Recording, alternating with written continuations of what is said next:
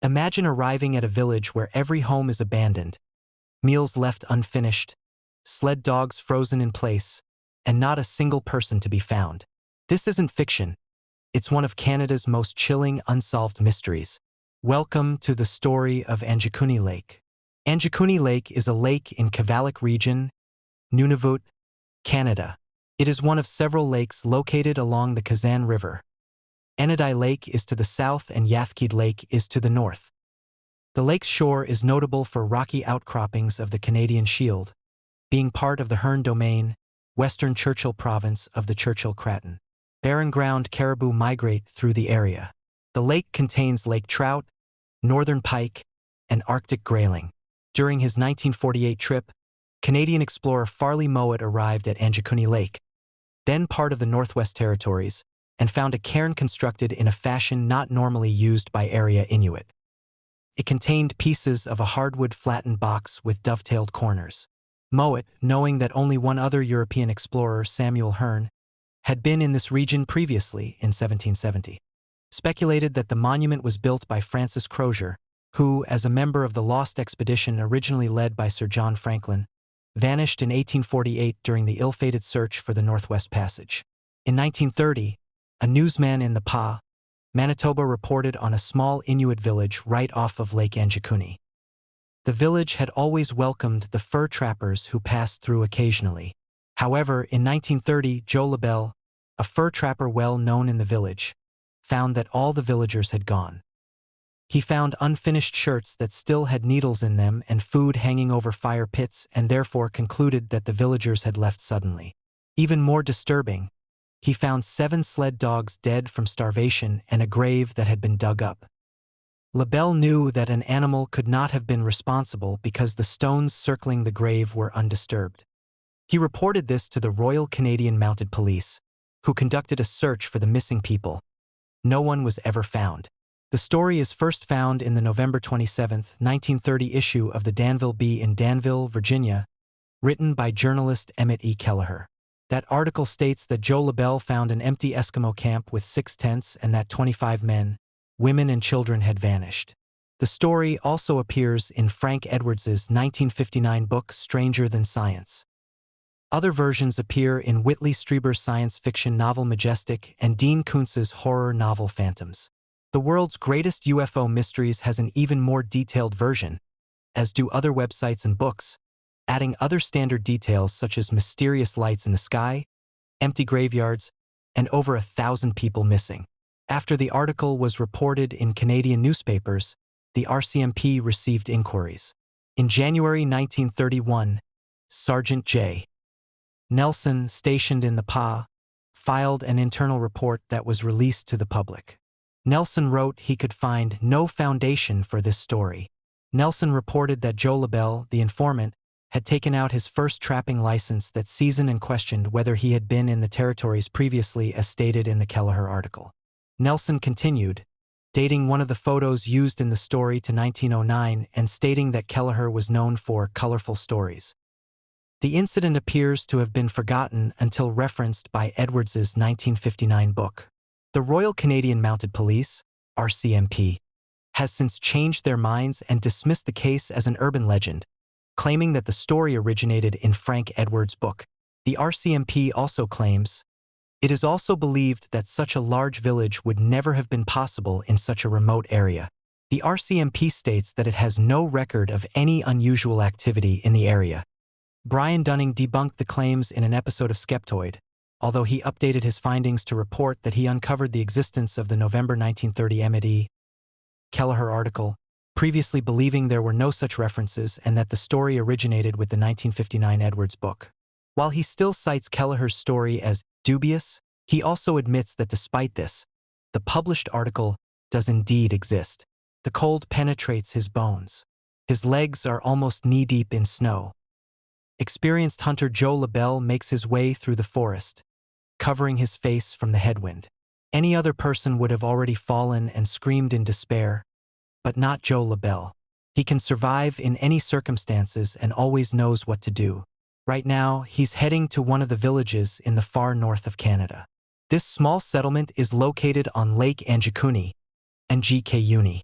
The inhabitants of this village are Inuit, indigenous people of North America. Joe hasn't eaten or drunk for a long time. He needs good sleep and a hot meal, which he hopes to get from the hospitable Inuits. Through trees and a white haze, he notices the silhouettes of tents. Smoke is coming from some houses. Joe will probably get there in time for lunch. He reaches the village and, at this moment, the wind calms down. The blizzard has ended. The hunter speeds up and goes toward the village located along the frozen lake. It's strange, but there are no locals anywhere. Probably, everyone is sitting in their houses, waiting out the blizzard.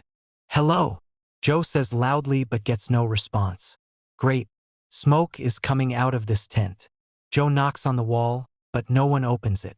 He knocks a few more times and goes inside. The little tent is empty. All things are in their places. There's a piece of cloth with needles and thread on the table. Firewood is smoldering in the fireplace. It seems that people have just left this place.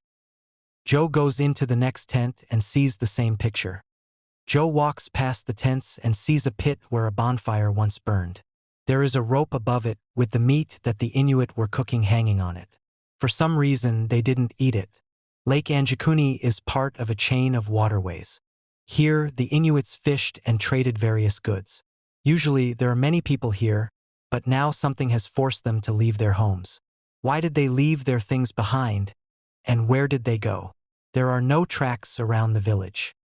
All the sleds are in place. The Inuits have even left their dogs here. And dogs help them to hunt and ride sleighs. No one will leave warm clothes and dogs here when moving away, especially in severe weather. Joe LaBelle knows all this, so he concludes that something terrible has happened here. His body is shaking, not from the cold but from fear. After going around the entire settlement, he finds not a single soul. Terrified, he leaves the village, heads for the nearest telegraph pole, and sends a message to the police. After a while, more and more people arrive. The police are trying to find traces of missing people and figure out what has happened. But there's nothing. Near the village, they find an empty grave. During the ceremony, the Inuits place stones around the burial site. The rocks around the open pit lie untouched, which means it wasn't an animal that dug it up. But who or what needed it? About 30 people lived in the village, and they're all gone. Local residents from neighboring villages can't help since they have no idea what has happened.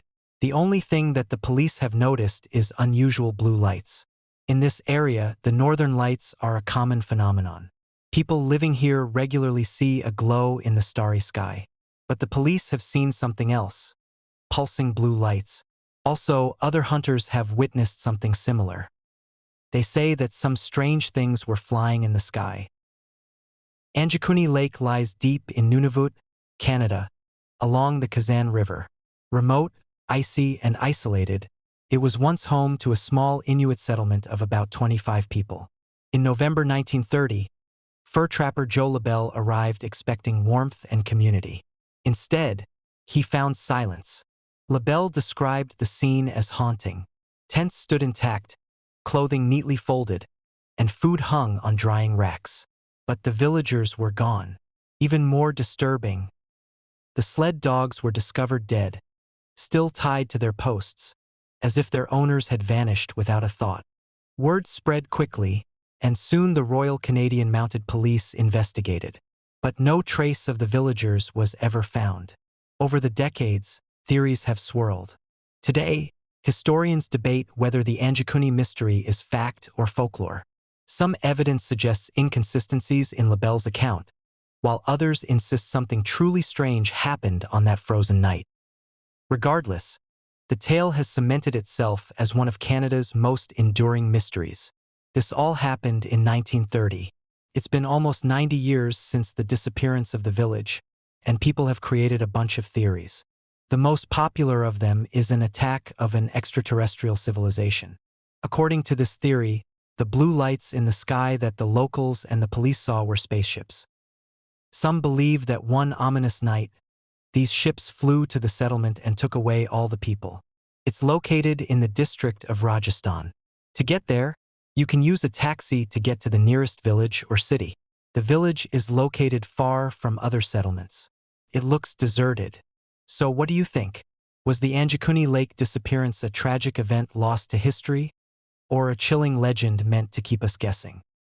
Share your theories in the comments, and don't forget to like, subscribe, and hit the bell for more mysteries from around the world.